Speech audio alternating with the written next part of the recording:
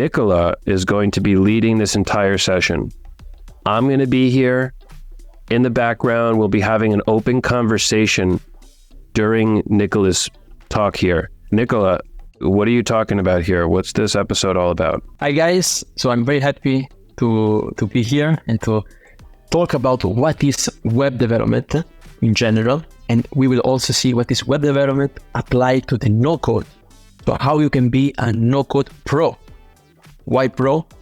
You will see this in the talk. You also will see some example to understand better this concept that is very important for me, because as a developer, I love the no-code space, but I love the professional no-code development. So I hope that you will relax.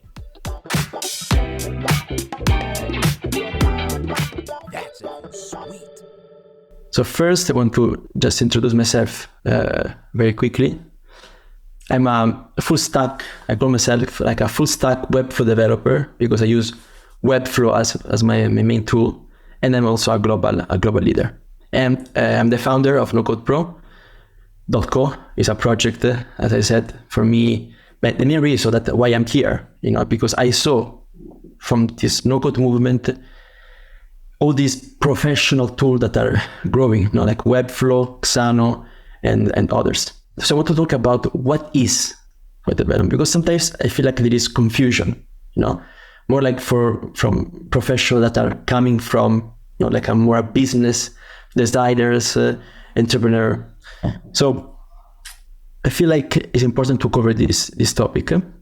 So web development, we can say that is the process to create a website and web application, okay?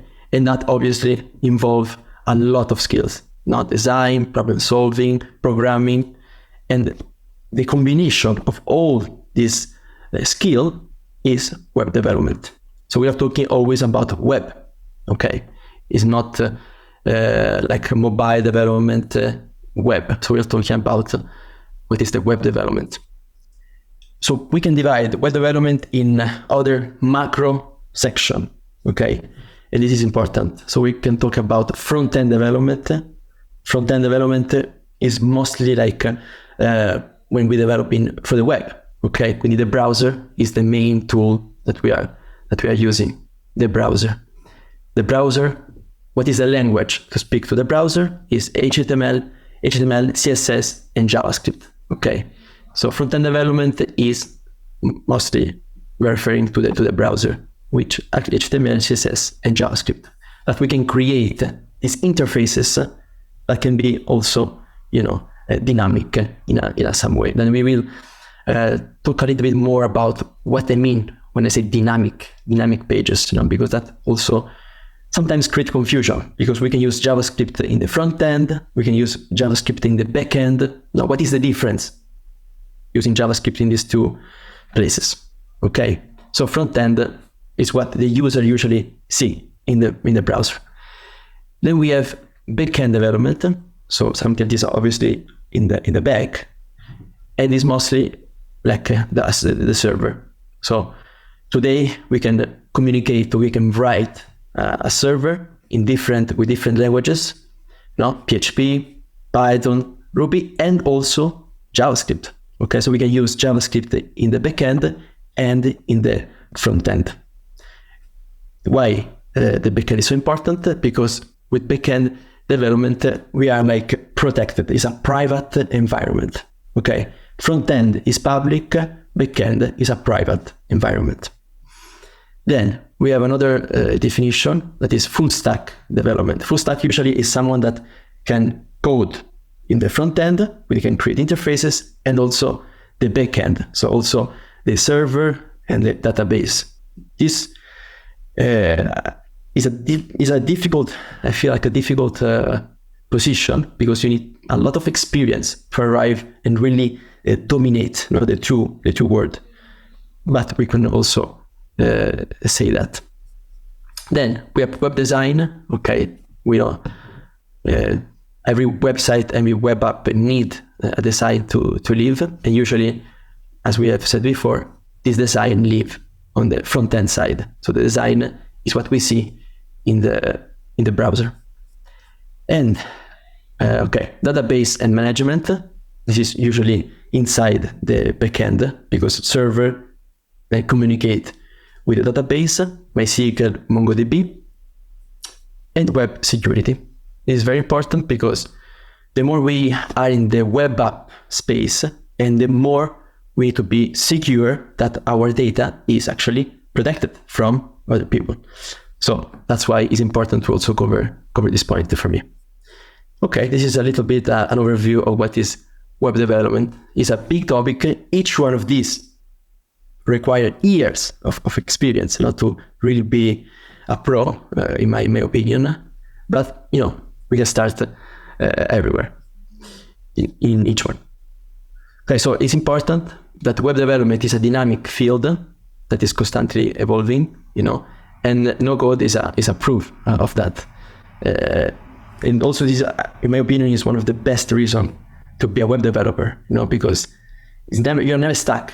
You said there's always something coming, and there's always opportunity to grow and to really be, to find different opportunity in this space. So it's nice, but also can be challenging. So it's good to be like, not too much, but not too less. Always be there, but not too much information.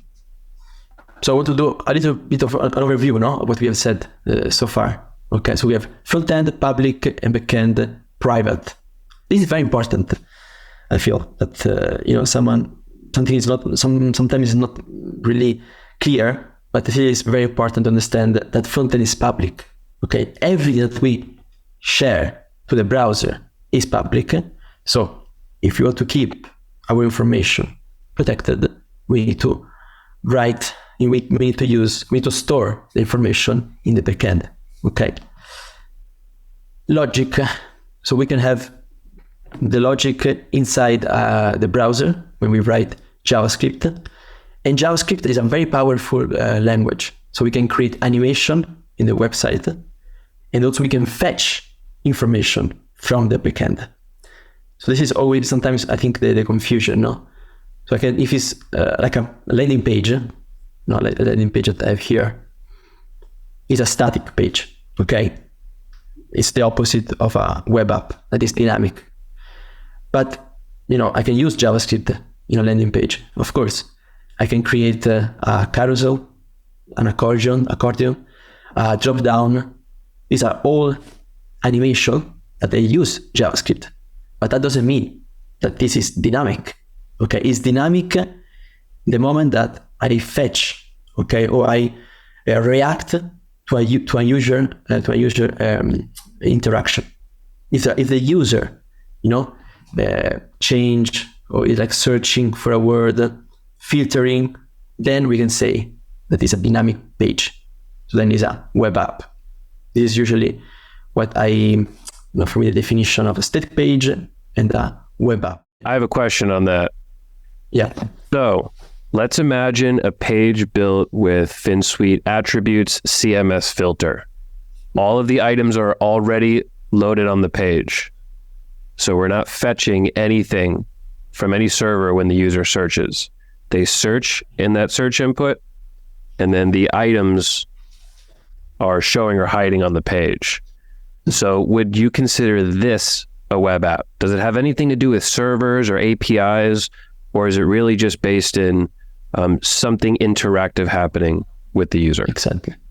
This is a very good question that I want to talk a little bit later when I talk about the stack that we use for Dialbit, because it's the difference between attribute filter and boost, come si chiama? Jetboost. So you wrote an amazing article now talking about the difference of these two tools. I would say yes, because Finsweet attributes, okay, is not actually calling the API from a server, but Webflow is doing it in the first. So you still have that API call. Then okay, Finsweet is doing the magic because it's all front end. That's why it's so fast. But you still have that API call at the beginning. So yes. Yeah, also this is important because sometimes the difference between these two is the same. They looks like the action, what they do is the same, but under the hood is different. And so I think that that is the expert view that you need if you want to build a project. Sometimes if you're not technical, you don't really understand what is happening under the hood. That can make a big difference on your application. And that's exactly happening in Tilebit. We started with Jetboost, then we had a problem because it was too slow and was not working correctly with animation inside Webflow. And with Finsweet, now works. They have more than 2,000, 3,000 items, but it's still working, and it's very fast. Also offline. Now, if something happened, the filter is still, or the pagination also is still working. Why?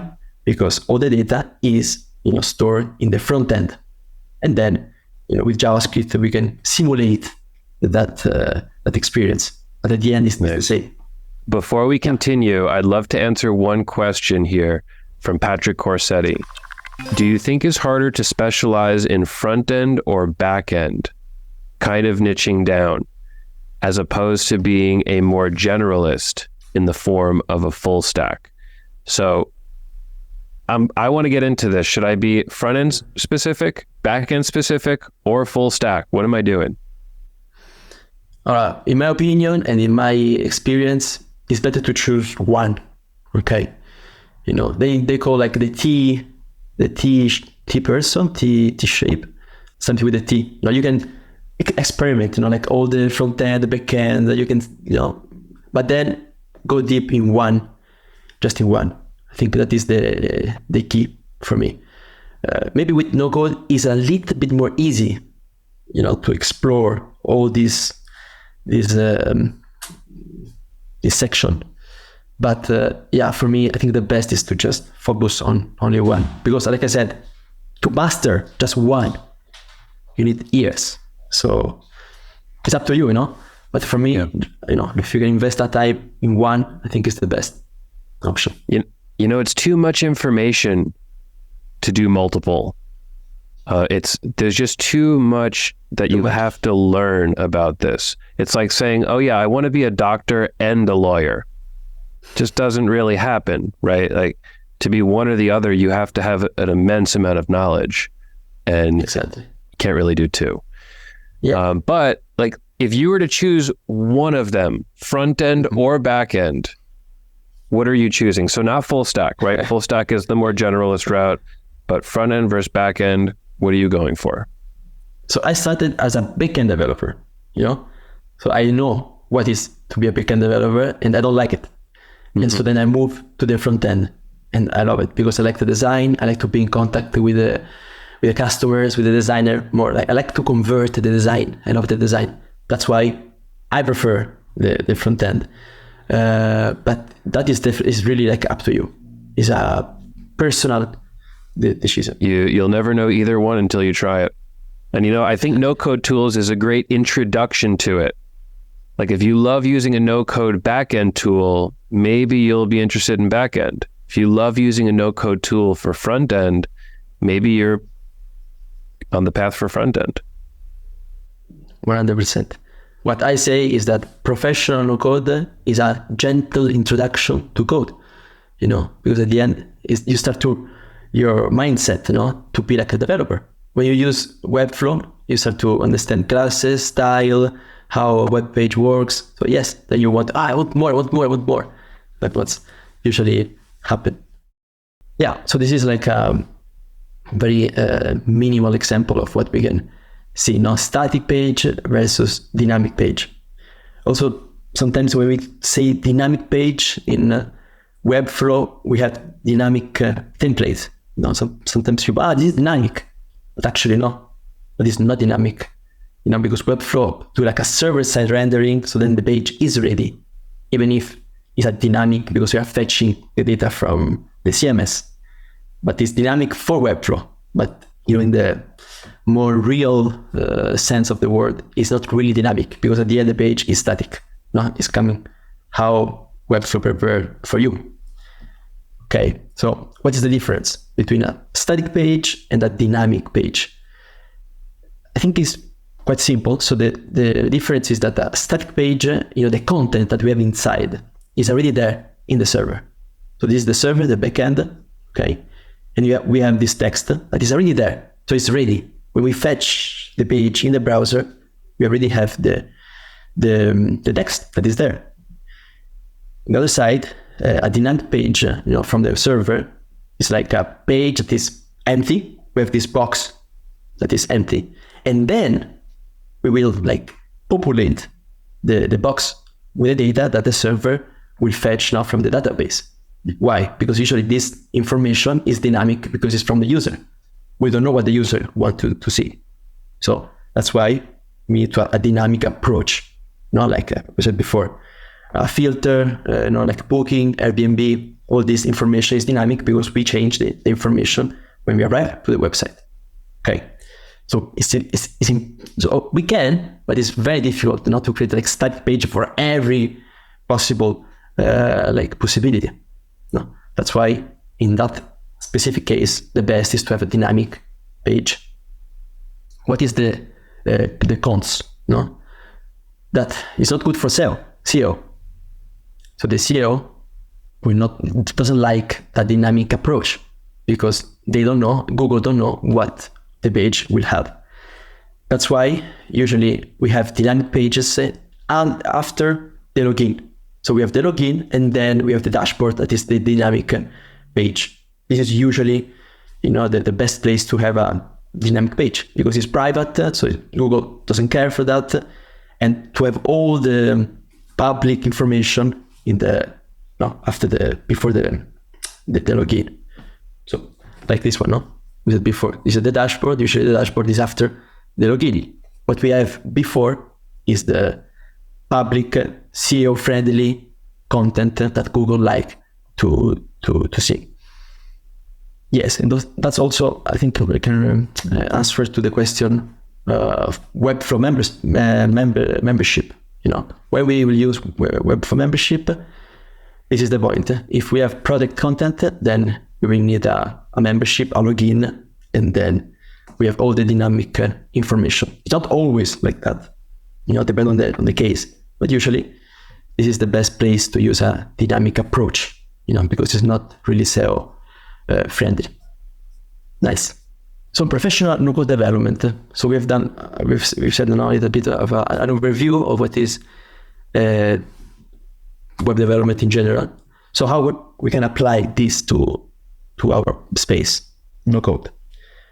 I'm sure you have seen this big schema of not 100, but a lot of tools that we can use to create a website, to create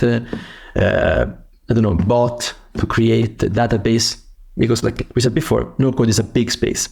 But I want to really be super lean, if this is the correct word, and just see what for me are the best tools that we can use to create professional no-code, professional web app and website. Okay. So front end side, we have for the web app, the combo Webflow with /JavaScript, because we can also use JavaScript if we want. Also, I wanted to say WeWeb. I like WeWeb, the approach that they have, this front end is powerful. The problem that I see in WeWeb is the designer. So the designer is not powerful as Webflow, but the logic that they have is next. So I feel like it's a good candidate, for the future. And then we have for the website, obviously Webflow again, and maybe Framer. Let's see. I really like Framer. I know Framer from before because Framer is they have nice, good JavaScript library, for create animation. So they have a nice background, and now they are also creating Framer for the no-code space. So I think that they can be, in the future something to have a look.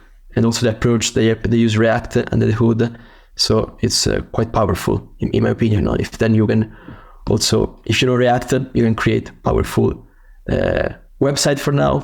I don't know if web app in the future. Let's see. Then for the backend, I would say just one. Really, Xano. I love Xano as not to create like a server, so you can create your API, and then you can also have the database inside Xano. And I feel like Xano is the Webflow for the no-code space. For the backend side. Okay, so I don't know if there is another one, but I feel like Xano is the one that we can use to really create everything. So this is a stack that I usually use: Webflow with JavaScript and Xano. This is my personal stack. So web professional no code, because as you can see in this graphic, the no code actually, you can write code, and then can be also low code.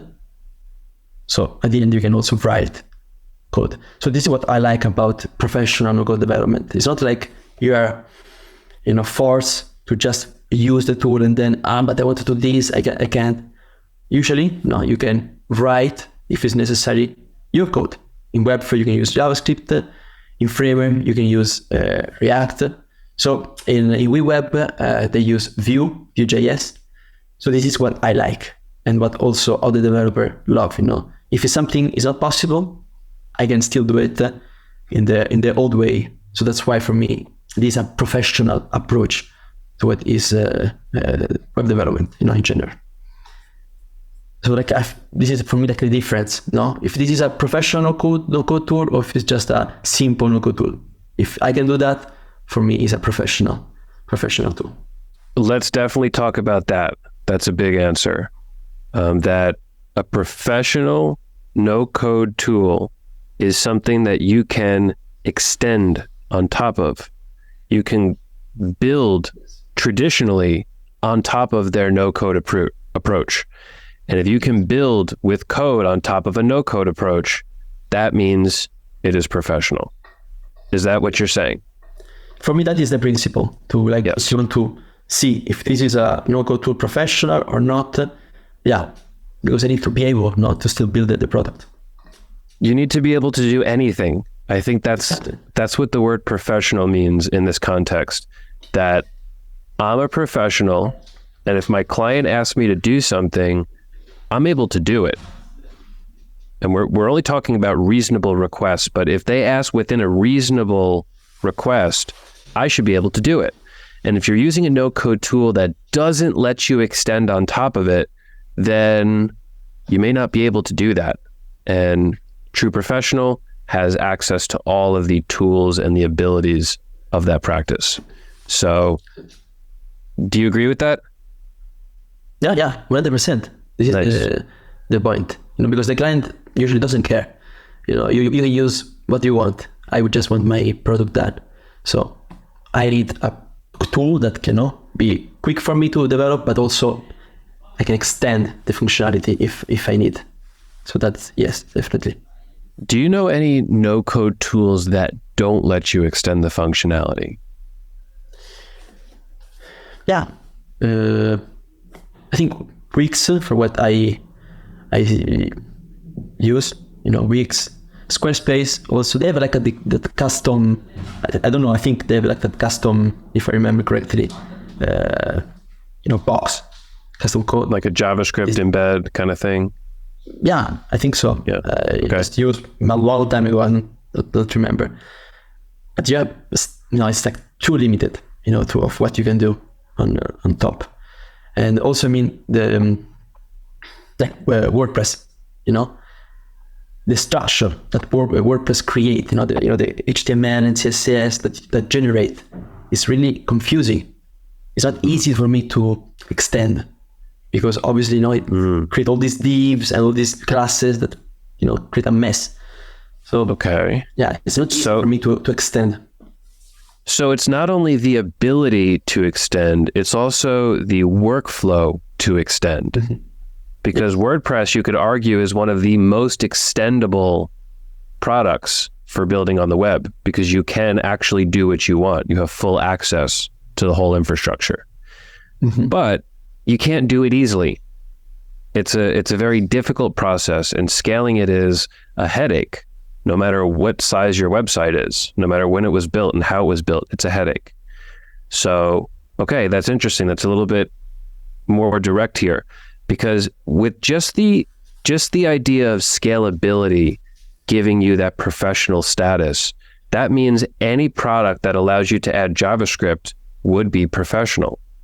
All you need is JavaScript insert. You can add a JavaScript file that does a lot of cool things. And then in that case, you are professional. But now the addition of doing it easily in a good workflow, good for the initial build, good for post management, that is now an additional topic for a professional tag, for something being professional. I'm just like outlining everything just to make sure that that's clear. Agree with that? Yes, great. Absolutely.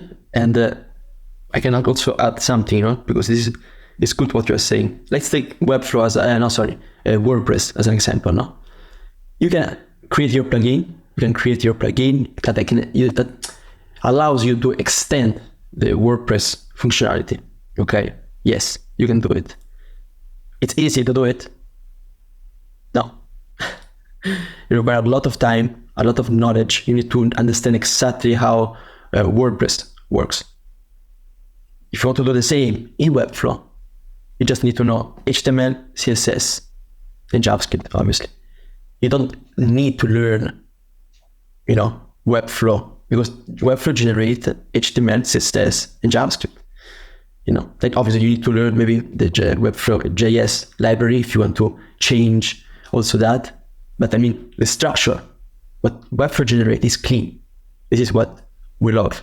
I say developer, because I don't have to go and create all that stack that is usually WordPress. It's a big problem. Also the structure himself, how WordPress works, is very old. What they use. So yeah, is to simplify the concept. If you can add code, then it's a professional. It's not just that. No, it's also about how can I collaborate with my another developer, with the editor. So it's all of that. Okay, that is what for me is a professional no-code tool. It's easy to use and also to extend. Let's go to the questions. Let's start with Patrick Coracetti. Do you think automation tools like Zapier or Make have a place in a no-code stack? Or would it be better, which is more economical and slimmer, to use a more code-based approach for most of the simple actions that you're automating with these no-code tools?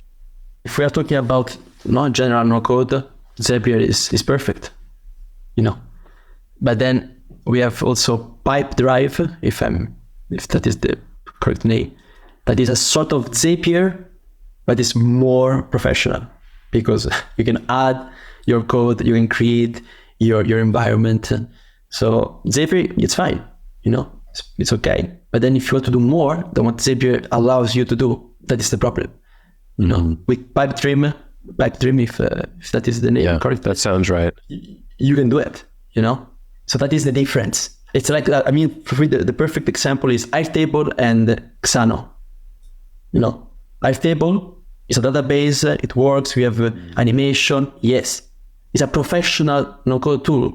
I don't think so. Xano, yes. Why? Because in Xano, you can create basically everything. You can do everything. In Airtable, you have to, be there. You need to stay in what Airtable allows you to do. If I want to do something else, it's very difficult. In Xano, you can do basically everything. You have complete control. That's a great analogy. I like that. That makes a lot of sense, the Xano to Airtable, because you can write code in Xano. You can make serious logic and calculations in Xano like you would as a technical developer, where tools like Zapier, tools like Airtable, they are great. They just put a deeper mask, a heavier mask over what's actually happening in the background. And I'd like to add on to this answer that it really depends what you're doing, Patrick. If you're building, let's say, a real-time user application, these tools would not be appropriate in your workflow. So if I'm using a website and I do some actions on the site, and Zapier is the one sending and receiving that information, getting that information back to the site, that I don't think is a good workflow. I think that's very challenging. You'll probably be waiting a long time for these actions to complete. And Zapier is really not made for that. However, I've seen people use Zapier for that. Where I like to use Zapier is when we are managing internal workflows. Somebody submits to our personal form. We are going to send an email to Slack and an email to somewhere else, and these people will get pings on their Notion board, and we get to set these internal workflow because we don't care if it takes a few seconds to run or a few minutes to run. It's not users interacting. It's things that we would be doing manually. So it's a great replacement for something you would do manually. So yeah, really depends what you're using it for. Make a little bit different, doesn't fall under that same workflow, but still, people use Make for the right reasons and people use Make for the wrong reasons. I think there's a place for Make in a professional workflow, but if you have this huge web of everything in Make and like there's just connections and connections and connections and it becomes incredibly technical to update, well, then maybe Make is not being used in a professional way in that sense, because you can't update it, you can't manage it, you can't extend it. And that, according to this episode, is the way that you get to that professional level. You can extend on top of it, you can manage it, it's good for the workflow, and that's a huge part of this. Exactly. You can go behind the tool. No, that's the point. In an easy way, no? Because you can do it also with WordPress, but it's not easy. It's not like made for that. Yeah, perfect. So I finally found what I was trying to say before. This is called Jamstack. Okay, so Webflow embrace this Jamstack. That is the new way of build website and web app. Okay, so Jamstack is from JavaScript, API, and markup. WordPress use the old way of build usually web app and website, where everything have to go through, a database, all the information are stored in the database. So every time like we want to fetch a page, there's like an old stuff process behind the scene, and then we have the page. With the Jamstack, everything is on the server is static. So everything is static. The page arrives to the user, the browser. So it's very fast. And then we have all the, if we need the API and JavaScript to fetch the information, and then it's a dynamic page. So that's why also I love Webflow, because embrace this new mindset now of build web tools, not like web app and the website. See, this is a very nice, I think, topic to understand if you want to be a good developer, to really, have that plus for me that, the more you understand how it works, the better product you can build. Okay, so I want to talk about Talbit. That is a project that I built with Arnau, and I think it's a nice project to show, what I mean for professional no-code development. So we have for the interface Webflow, and also we are using the Webflow CMS for some public content. Server NDB, we have XAML, Logic, JavaScript. Then we have for the filter, the nest field attributes, and for the authentication, Outsider. I tried a lot of many tools, also for the authentication, we started with MemberStack, and then was not the best, and then Outsider I think is really nice. As I said before, for the filter and nest, I tried Jetboost, but was not the best for this project. For the animation and interactivity. As I said before, attributes is more, the performance is better because of what it's doing, like we said before, under the hood. So it's fetching all the components that we have, and then you filter the information, but the data is already there, So it's very fast once they load the first API. The other side, Jetboost It's not like that. You need to fetch every time, the information. So the experience can be a little bit more slow, in my opinion. Then for the logic, in this project, we're using JavaScript.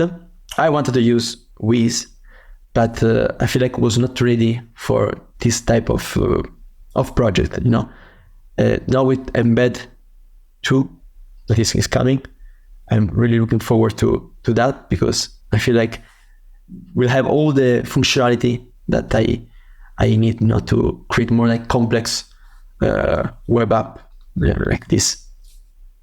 So also because I'm more comfortable with JavaScript now, obviously, I can create like a better structure with JavaScript, because of course it's and I know JavaScript, but I think also with Wiz is possible. Then for the server, we have Xano. Perfect. It was amazing. You can create everything, all the function to ask for. Actually, was amazing also to, how can I say, like reorganize the Webflow CMS.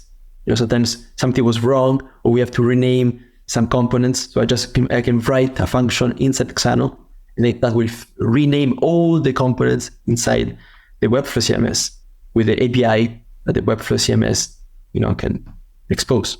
So with Xano, you can do a lot of things, because it's also a server and a database. And obviously, Webflow. We're using Webflow for the interface and for the components, because some all the components are public, so it's good for the SEO. That each one have his own page that you can search on Google, and then you can find the name, hero header in Google that will appear in the Google index. If we were using, Webflow, Xano, and Wiz or JavaScript, then, this information is dynamic, and for Google it's not easy to show. That's why we're using also the Webflow CMS. So this is the project. We have the 32 pages. Here I can just go, and it's super fast. The experience is amazing.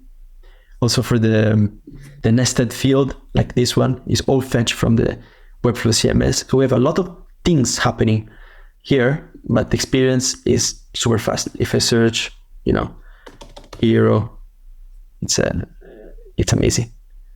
And also the filter, a dynamic, everything come from the Webflow CMS. And we have more things happening under the hood. But I feel like if you want to just have a look, this is the experience. And obviously JavaScript to fetch, for example, the code that we have here, and to do other things. So I feel like, this is a big project in my opinion. And if you can build this using no-code tools, I think you arrive to the point that, okay, the no-code is not more like a joke just to create MVP. It's a real product, and it's built using no-code tool. And also, yes, code, but it's like 20% of the entire project. So I think it's a good, it's an amazing goal, And many developers are like very skeptical. No, but with no code you can do that. It's not true. You have to try, and you will see that it's possible. You just need to know what is the right tool to use. Let's go into a question from Mike Douglas asking about Webflow's native logic and members. Mike says, I've been holding off on those since the pause on development. Do you think there's still a use case for those, or stay away? Should I use Wiz instead? So I'd love for you to answer that, Nicola, and I'd also love to hear if you worked in logic and members in place of your JavaScript and Outseta, how would that change the experience? Would you be able to build TileBit with that replacement with Webflow's logic and members? So I tried, at the beginning, I tried many different tools, and then I arrived to this time. But so the big problem for me for Webflow logic and member stack is that it's not open. So as a developer, I don't have access to the user information.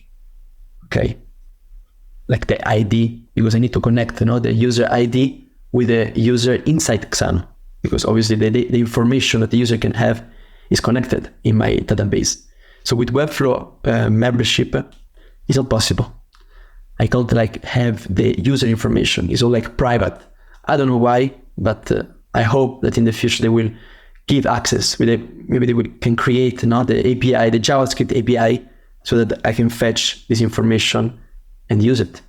Because for now, it's just close to what is the Webflow CMS.